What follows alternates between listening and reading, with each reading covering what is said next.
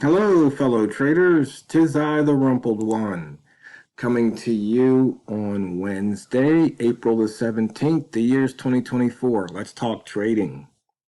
Questions, answers. These videos are for educational purposes only. Your results may differ from mine. I had a question from yesterday's how-to. The trader wants to know, can a trader really get 5 to 10 trades per day? Now, I don't know if this particular trader's, how long they've been watching my videos or following my threads, but one of the things that, one of the sayings I like to quote or paraphrase is from Tony Robbins. He's a guy that wrote Unlimited Power and Personal Power, those books. And I think the actual quote is, if you ask a better quality question, you'll get a better quality answer. I mean, when we're trading, do we really care about the number of trades per day? I mean, think about it. Do you really care? I mean, of course you might want one. In fact, his other question is, or which method could we place only one trade per day? Well, I'm wondering once again, it's almost like I'm not sure why the focus is on number of trades per day. Maybe this trader has to go to work, and maybe they can, scan the market right before they go to work and put a trade on. I mean, what method? I mean, you could use the wall method. Remember, we had the lines every 10 pips. So, 00, 10, 20, 30, 40, 50, 60, 70, 80, 90, back to the next 00. And when price opens between those lines, chances are it's going to cross, either the line above or the line below. I mean, there's a method you could use. You could use H4 wick zones. That's almost possible. You'll get a trade almost every day on that. Previous days high or low, or daily wick zones, pretty much get a trade on that. But I mean, a couple days ago we had an inside bar, so that wouldn't have worked previous days high and low because we had an inside bar. Fade to pivot, you could trade that pretty much every day. So I'm just wondering, I mean, here right now, should I do a buy zone trade? No. Nope, wouldn't have worked. Not this session so far. I mean, price could always come back down, touch it, and go back up, but, we're pretty far away at the moment. So, I'm not really sure what this particular trader is wanting to know.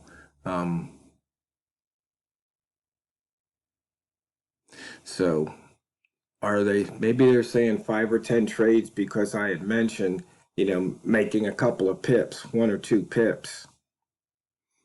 So maybe they're looking to make 10 to 20 pips a day. So it's kind of tough to really answer the questions, but I mean, you could use the buy zone, every hour type of trade, which is, wall method, buy zone every hour, where, in fact, I even wrote an indicator. I gotta remember 10 years ago or more, buy zone every hour. I mean, because if you look at a 1 hour chart, let's see, where's a good one? Oh, once again, you could do the pivot, fade, or every day. Here's a 1 hour chart. I was trying to see. But if you look at the open, you know, that's not a, I'm trying to find the chart that has the, there we go. This chart. So if every hour you put a buy zone on it, on the hour, and maybe you make it, instead of open plus minus 10, maybe you do open, let's see, maybe plus minus 3 or 4, because what I'm looking at here is the size of the, or the range of the H1 candles.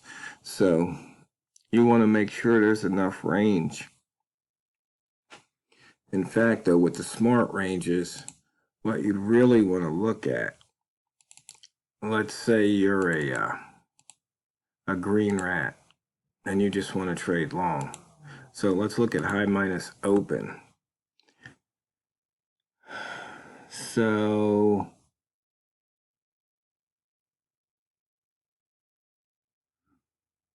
it looks like you could probably pick up 2 pips.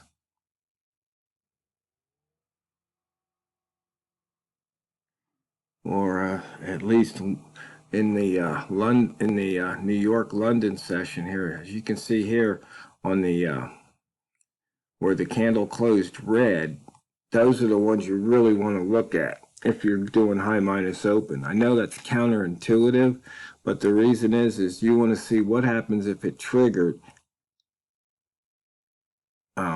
where the sweet spot is. So you can see here we had a couple that wouldn't even have triggered. But if you put your trigger at 3, right there, that might have been a loser. But that was, you know, way out of the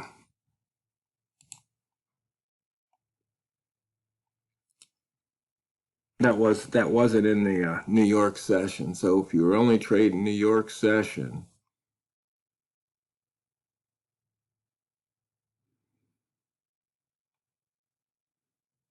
you wouldn't have to worry about it. But here's one 6 hours ago.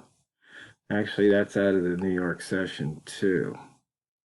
But this one here wouldn't have been a trade, Well, we could say that could have been a loser. And now, of course, where do you put the stop loss? Well, if you see it crossing across that open and then and it closed below the open, you know, you either would stop out somewhere between the open and open minus 3 if your trigger is open plus 3. And you can see here, could have picked up 2 pips, 1, 2, 3, 4, 5, 6 times in a row. If you did open plus 3, and then you just took your 2 pips. So I hope that answers the question, but like I said, I think there's something else you didn't ask that you really want answered, because I don't think the number of trades is something that you should be focusing on. I'm just not sure why, because the thing is, if you're looking for a number of trades, maybe you want to trade more than one pair. I mean, like I said, I'm really not sure what that particular trader wanted to know. So put this back to high minus low for future videos. You could trade, another method you could trade would be flip-flop boxes, like what Walmart and I like to trade sometimes. I mean, you're going to get trades, you know, you'll get 5, maybe 10 trades per hour if you're using, a 1 minute flip-flop box. I mean, there was just one, the last minute. And it looks like there's an opportunity to pick up the 2 pips. And, flip-flop box is just simply, you take 2 candles. If one was a bear and one was a bull, you can take the range of either the 2 candles, the highest high and lowest low between the 2, or you could take the flop candle, which I think, and this one is one you can download. Use the flop bar high low. So right here, here's another trade coming up. Right there, boom.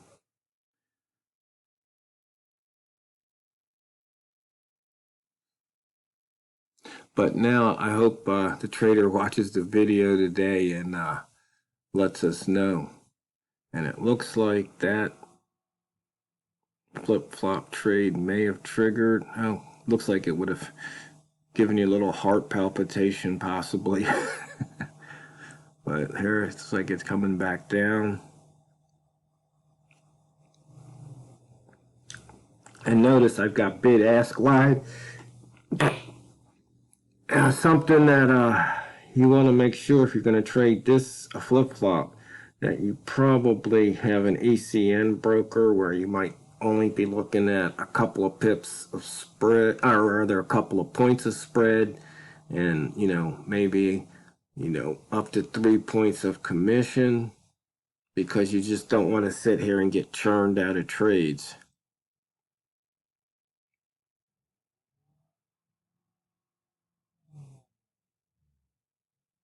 So are there, there's lots of methods that can give you 5 to 10 trades.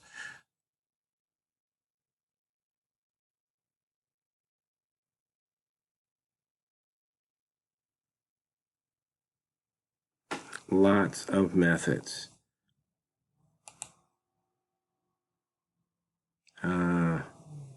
Let's see.